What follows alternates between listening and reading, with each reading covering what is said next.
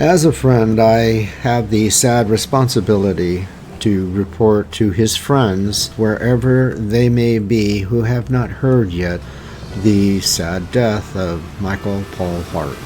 But the following story was inspired by my good friend and partner, Michael Paul Hart. This story is in dedication and in memory of his impact on my life shortly after his young death. I believe it brought me to understand the reason why we are here. Here is that story. I hope you will listen and maybe realize yourself.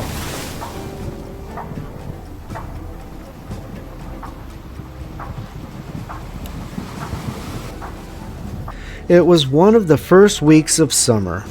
The suburban streets were just warming to the new morning sun. Sidewalks were scarce of adults even in the afternoons. The block never came alive till us kids were up and out. As usual, I could hear the birds chirping outside my window when I woke.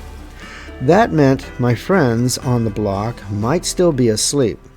The birds were never fond of our playing, so they flew to a safer distance where they were no longer heard. I was about 9 when my mom came into my room. She stood there, obviously with something to say. A long silence, no words as yet. She stood right in front of me as I got up from my bed. I thought I was in trouble already. I was always a good kid, really. I was too shy to get into real trouble. Finally, her lips started to open, and in a flash, I realized someone had died.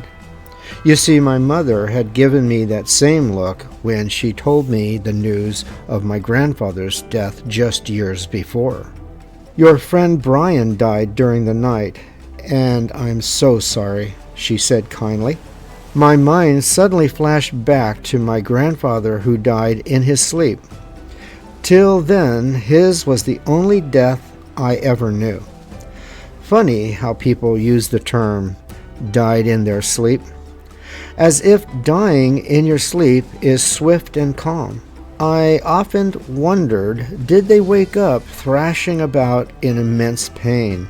Maybe they clutched their heart during the violent suffering they would never have been able to express to another human soul if they had lived to tell about it before fading away. At my grandfather's funeral, I remember I never cried. I wonder why. Finally, Brian's death crept back in. "How?" I asked. She said they didn't say more than he had a blood disorder. Later that same day, I met with friends as the block filled with us kids. Rick, Brian's brother, told us the story. Last night, he, Richard, and Brian were arguing over who would pour a drink first. As Brian poured his drink, Richard said he threw his paper cup, which hit Brian on the chest no harder than the blowing wind it was carried on. Richard said later that night, a bruise began to appear. Within a few short hours, it was larger, and his parents rushed Brian to the hospital. I never saw the bruise, but Richard said it was black and blue, covering Brian's chest. The doctors took an array of tests, and in hours that marked off a day, Brian lived long enough to hear he had a rare blood disease, but he didn't live long enough to learn they had no cure. When my day ended and I was sent to sleep, only then did I cry. Funny to me now, I never realized I cried a full day later. We weren't that close, but still I cried. I wonder why. At least 10 years of living had come to pass when I got the news about Arthur. Art was my next-door neighbor who was sometimes my playmate. I remember one Christmas, we both got the same toy, the name of which escapes me now. We shared going over each other's houses and playing in our rooms. One day I noticed my new toy was missing. I searched and searched, making a mess of my rarely clean room. My quest to find it never reached an end. Later, another day, while in his room, I noticed Art's same toy magically repaired. You see, he had broken his many weeks before, and now it was repaired like new. Cracks in his plastic toy now had no cracks. I examined it closer to find a mark consistent to the mark my toy had. I couldn't believe it. Art, my friend, had stolen my toy. He denied it, of course, but I knew better. I said nothing more to him. However, it was important to me, so I held it in the back of my mind for the next several years. I think I was just over 20 when my mother told me of Art's death. This time she spit it out like a bite of meat that was all fat. Not that she hated Art, but how was she to know my feelings one way or the other? Of course, the truth is, I took the news like an order taker receiving someone's food order at some fast food restaurant.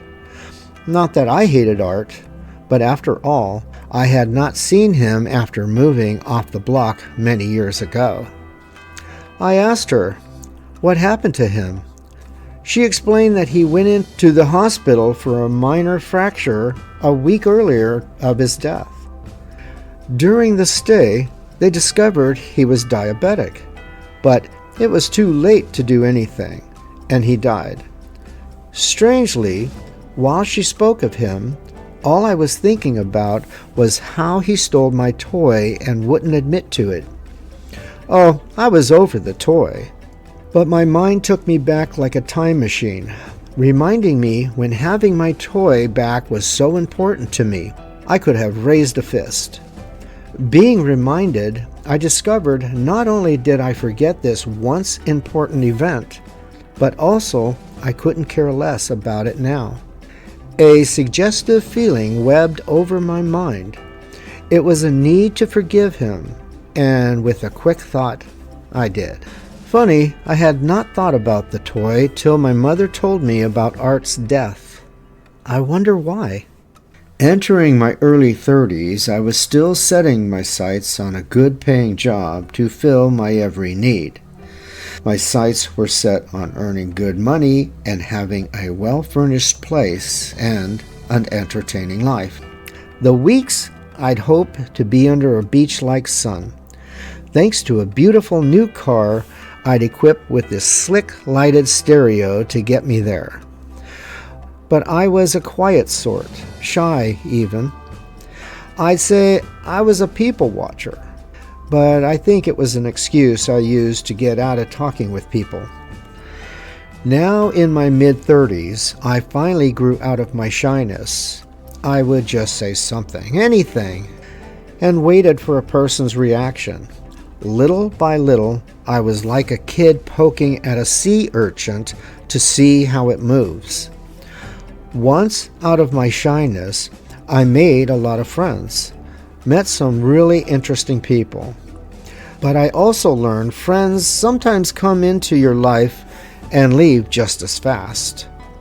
I sometimes found myself asking, whatever happened to, what was his name? But once or twice, you come across a person who defines the term, my friend. A person who can really wake you up. How do I explain my good friend Michael? To anyone who looked at him, he was 6 foot tall, broad shoulders, blonde hair and blue eyes. A typical Ken doll type. But Michael was much more. He always measured himself from within, not so much on his looks. He was a friend who would come to you with his last dollar even if it meant he would starve. So much personality was coming off this guy, it was addicting. Michael's personality and kindness was so addicting you might try to stand next to him in hopes some would rub off onto you. He made friends easily. He loved people. He could talk to anyone on all levels, both senseless and serious.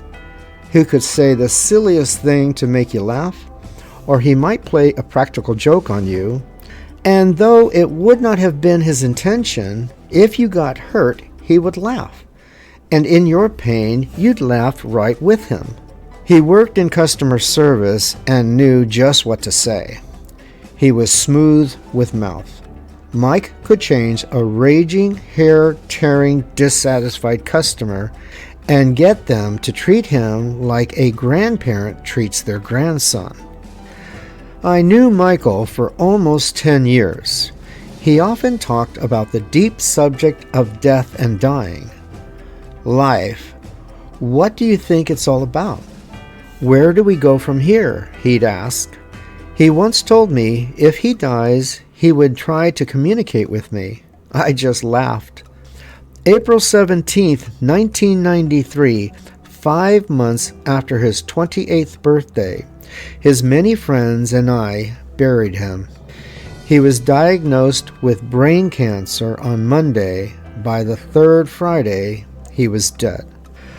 Once again, life reminded me how fast death can arrive.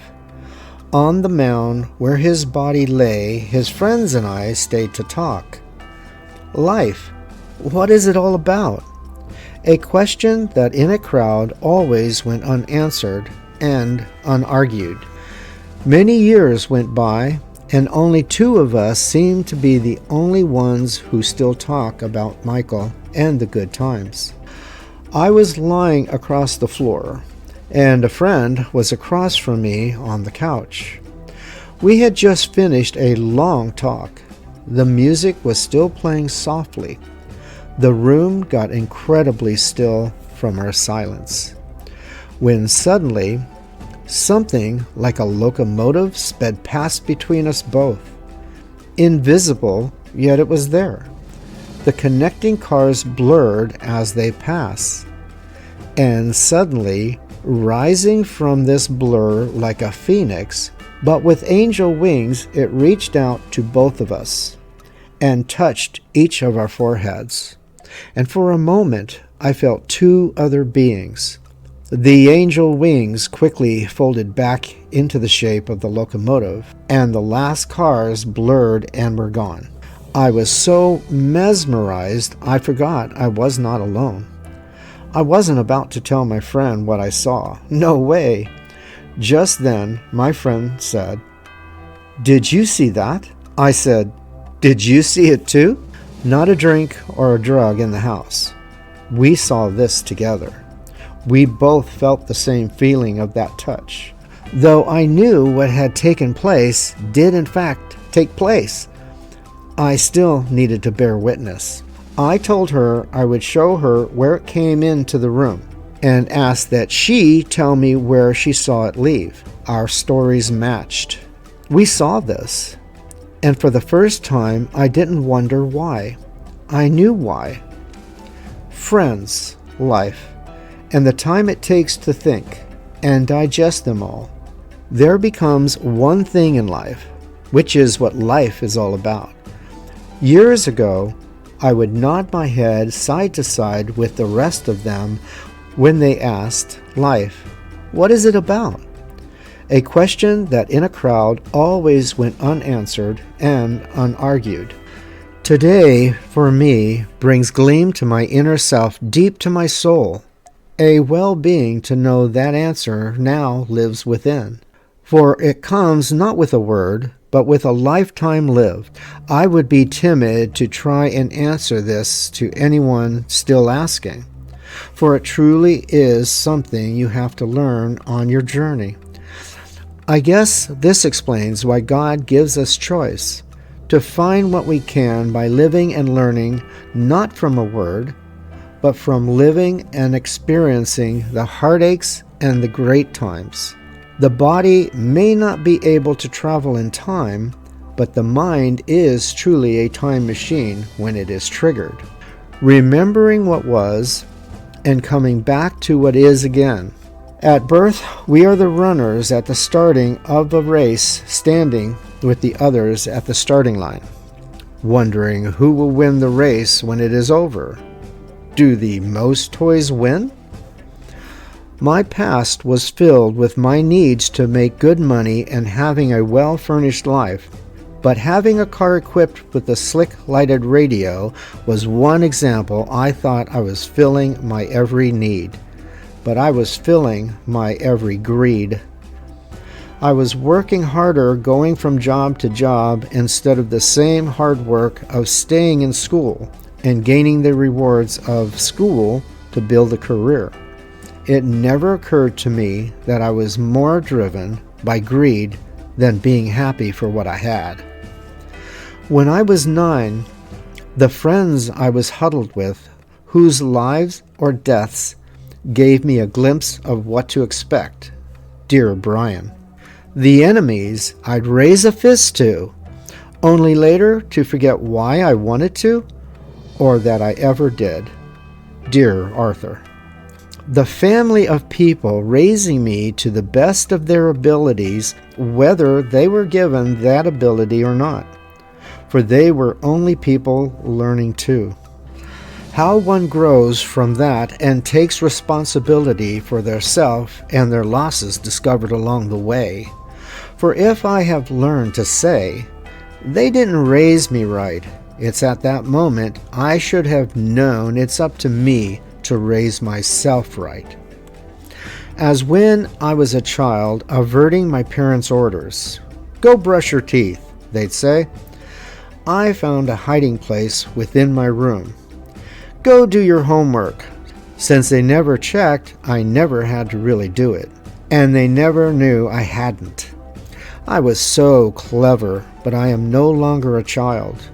I am more experienced in life, with fainting yellow teeth and a need to return to school. No, not a clever child, but at least now a wise man. Though it's late to gain white teeth, I brush to keep them from getting worse, and I have returned to school. No, not a clever child, but I lived and learned. Now that I stand in the new light wondering how hard would it have been to just brush my teeth and do my homework, or do as my parents had said. At the time, it must have been hard to me, but now I couldn't tell you what my reasons were. Now that I understand more, growing isn't an external thing to have green tennis shoes to match a green t-shirt.